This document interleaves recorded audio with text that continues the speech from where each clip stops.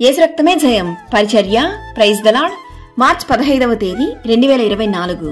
ఈరోజు దేవుని వాక్యము, మనుషులను నమ్ముకొనుట కంటే యెహోవాను ఆశ్రయించటం మేలు. కీర్తనలు 118వ కీర్తన 8వ వాక్యము. సర్వజనులారా ఆయనను కొనియాడుడి, యెహోవాను స్తుతించుడి. యెహోవా దయాళుడు, ఆయన కృప నిరంతరము నిలుచును. అవును క్రీస్తునందు ప్రియులారా, ఈ లోక మనుషులు మనకు సహాయం చేస్తానని నమ్మించి మోసం చేస్తారు.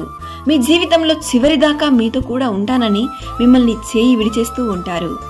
కొన్ని రోజులకే మీపై ఉన్న ప్రేమ, ఆప్యాయత, ఐక్యత తగ్గిపోవచ్చు.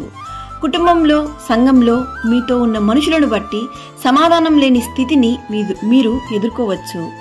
మనిషిని నమ్మినట్లయితే ఇదే మన పరిస్థితి. అందుకే దేవుని వాక్యం సెలవిస్తుంది, మనుషులను నమ్ముకొనుట కంటే యెహోవాను ఆశ్రయించటం మేలు. రాజులను నమ్ముకొనుట కంటే యెహోవాను ఆశ్రయించటం మేలు. యేసయ్య నిన్ను తన అరచేతిలో చెక్కియున్నాడు. ఆయన రెక్కల చాటున నిన్ను భద్రపరిచి ఉన్నాడు. ఆయన నిన్ను కంటికి రెప్పలా కాపాడును. ఎవడు నిన్ను చేయి విడిచినను ఆయన ఎట్టి పరిస్థితిలోనూ నీ చేయి విడువడు.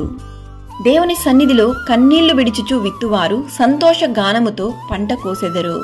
కావున దేవుని ముందు నమ్మకముగా ఉండి దేవుడు మనకు అనుగ్రహించు దీవెనలను మెండుగా పొందుకొనిదము. ఈరోజు ఈ వాక్యం వింటున్న ప్రియ సహోదరి సహోదరులారా, నీ అననుకూల పరిస్థితి, అందరూ చేయి విడిచిన స్థితిలో మనుషుల వైపు కాక యెహోవాను ఆశ్రయించు. నీవు ఆయనకు ప్రార్థన చేయగా ఆయన నీ ప్రార్థనను ఆలకించును. సకల ఘనత, మహిమ, ప్రభావములు యేసయ్యకు మాత్రమే కలుగును గాక. ఆమేన్. God bless you.